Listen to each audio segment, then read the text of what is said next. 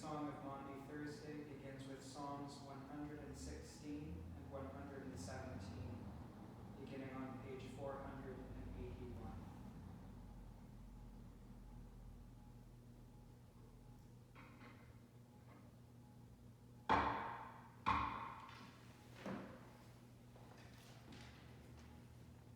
My delight is in the Lord, because he hath heard the voice of my prayer, because he hath inclined his ear unto me. Therefore will I call upon him as long as I live. The cords of death compassed me round about, and the pains of hell gat hold upon me. I found trouble and heaviness, and I called upon the name of the Lord.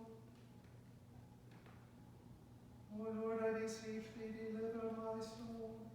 Gracious is the Lord and righteous. Yea, our God is merciful. The Lord preserveth the simple. I was in misery, and he helped me. Turn again then unto thy rest, O my soul. For the Lord hath dealt bountifully with thee. For thou hast delivered my soul from death, mine eyes from tears, and my feet from falling. I will walk before the Lord in the land of the living. I trusted even when I spake, but I was sore troubled. I said in my haste, all men are wild. What reward shall I give unto the Lord for all the benefits that he hath done unto me? I will take the cup of salvation and call upon the name of the Lord. I will pay my vows unto the Lord in the presence of all his people. Right here in the sight of the Lord is the death of his saints.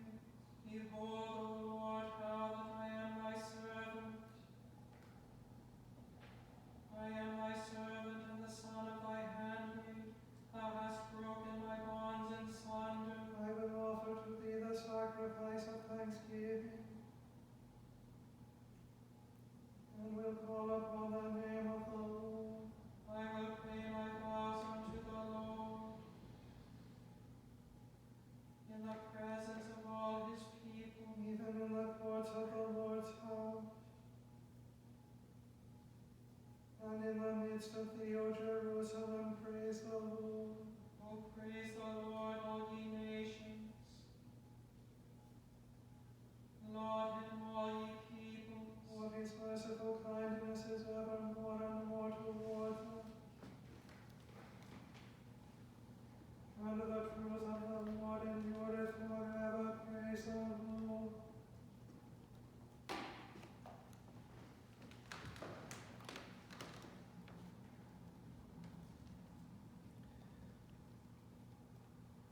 The first lesson is written in the Lamentations of Jeremiah in the 3rd chapter, beginning at the 1st verse. I am the man that hath seen affliction by the rod of his wrath. He hath led me and brought me into darkness, but not into light. Surely against me is he turned. He turned his hand against me all the day. My flesh and my skin hath he made old. He hath broken my bones. He hath builded against me and compassed me with gall and travail. He hath set me in dark places, as they that be dead of old. He hath hedged me about, that I cannot get out. He hath made my chain heavy. Also when I cry and shout, he shutteth out my prayer. He hath enclosed my ways with hewn stone. He hath made my paths crooked. He was unto me as a bear lying in wait, and as a lion in secret places. He hath turned aside my ways, and pulled me in pieces. He hath made me desolate. He hath bent his bow, and set me as a mark for the arrow. He hath caused the arrows of his quiver to enter into my reins. I was a derision to all my people, and their song all the day. He hath filled me with bitterness. He hath made me drunken with wormwood. He hath also broken my teeth with gravel stones. He hath covered me with ashes. And thou hast removed my soul far off from peace. I forgat prosperity. And I said, my strength and my hope is perished from the Lord, remembering mine affliction and my misery, the wormwood and the gall. My soul hath them still in remembrance, and is humbled in me. This I recall to my mind, therefore have I hope. It is of the Lord's mercies that we are not consumed, because his compassions fail not. They are new every morning. Great is thy faithfulness. The Lord is my portion, saith my soul, therefore will I hope in him. The Lord is good unto them that wait for him, to the soul that seeketh him. It is good that a man should both hope and quietly wait for the salvation of the Lord. It is good for a man that he bear the yoke in his youth. He sitteth alone and keepeth silence, because he hath borne it upon him. He putteth his mouth in the dust, if so be there may be hope. He giveth his cheek to him that smiteth him. He is filled full with reproach. For the Lord will not cast off forever. But though he cause grief, yet will he have compassion according to the multitude of his mercies. For he doth not afflict willingly, nor grieve the children of men. Here endeth the first lesson.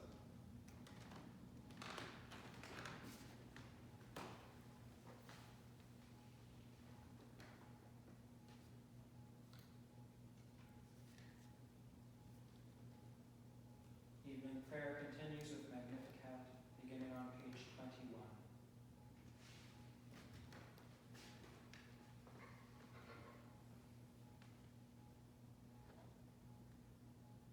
My soul doth magnify the Lord, and my spirit hath rejoiced in God my Saviour. For he hath regarded the lowliness of his handmaiden. For behold, from henceforth all generations shall call me blessed. For he that is mighty hath magnified me, and holy is his name. And his mercy is on them that fear him throughout all generations. He hath showed strength with his arm. He hath scattered the proud in the imagination of their heart. He hath put down the mighty from their seat, and hath exalted the humble and meek. He hath filled the hungry with good things, and the rich he hath sent empty away. He, remembering his mercy, hath opened his servant Israel. As he promised to our forefather, Abraham and his seed forever.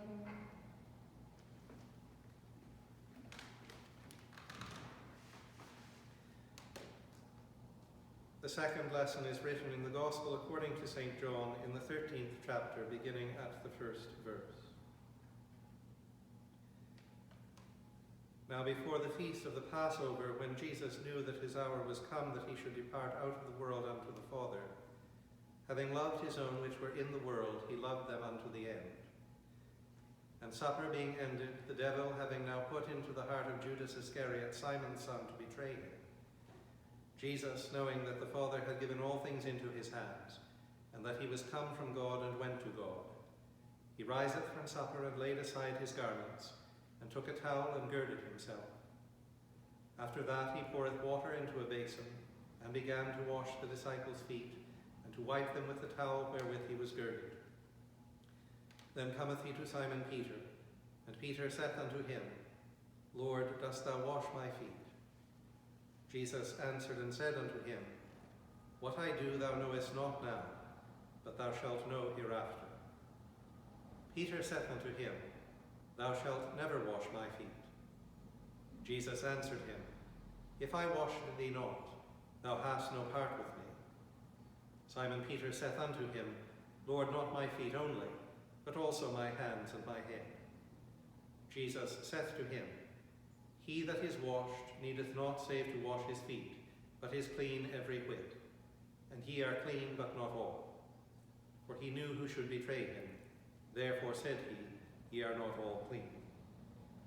So after he had washed their feet, and had taken his garments, and was sat down again, he said unto them, Know ye what I have done to you? Ye call me Master and Lord, and ye say, Well, for so I am. If then your Lord and Master, I your Lord and Master, have washed your feet, ye also ought to wash one another's feet. For I have given you an example that ye should do as I have done to you. Verily, verily, I say unto you, the servant is not greater than his Lord, neither he that is sent greater than he that sent him. If ye know these things, happy are ye if ye do them. I speak not of you all. I know whom I have chosen, but that the scripture may be fulfilled, he that eateth his bread with me hath lifted up his heel against me. Now I tell you before it come, that when it is come to pass, ye may believe that I am he. Verily, verily, I say unto you, he that receiveth whomsoever I send receiveth me, and he that receiveth me receiveth him that sent me. When Jesus had thus said, he was troubled in spirit, and testified and said, Verily, verily, I say unto you, that one of you shall betray me. Then the disciples looked on one another, doubting of whom he spake. Now there was leaning on Jesus' bosom one of his disciples whom Jesus loved.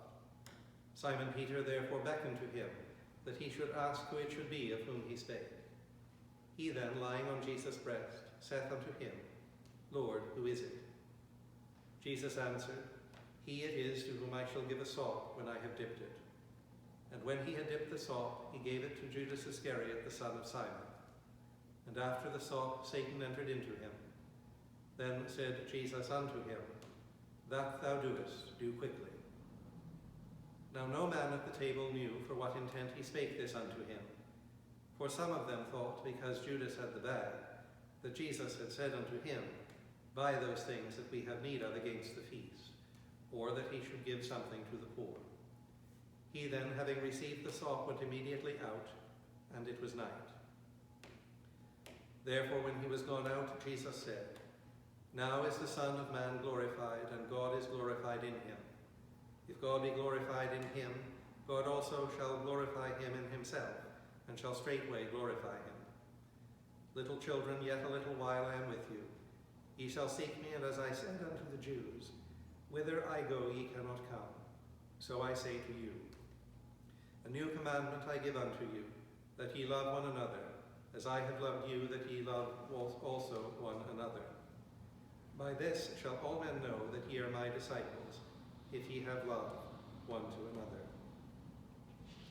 Here endeth the second lesson.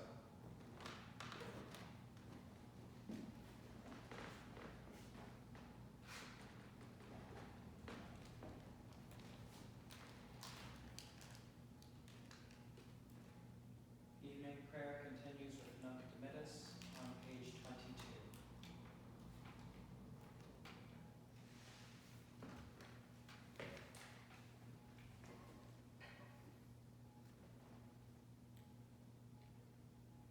Lord, now lettest thou thy servant depart in peace,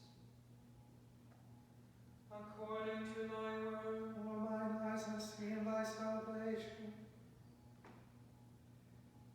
which thou hast prepared before the face of all people, To be a light to lighten the Gentiles, and to be the glory of thy people Israel. Christ for our sake became obedient unto death. Our Father, who art in heaven, hallowed be thy name. Thy kingdom come, thy will be done, on earth as it is in heaven. Give us this day our daily bread, and forgive us our trespasses, as we forgive them that trespass against us. And lead us not into temptation, but deliver us from evil. Amen. Evening prayer continues with Psalm 51, beginning on page 394. Have mercy upon me, O God, after thy great goodness. According to the multitude of thy mercies,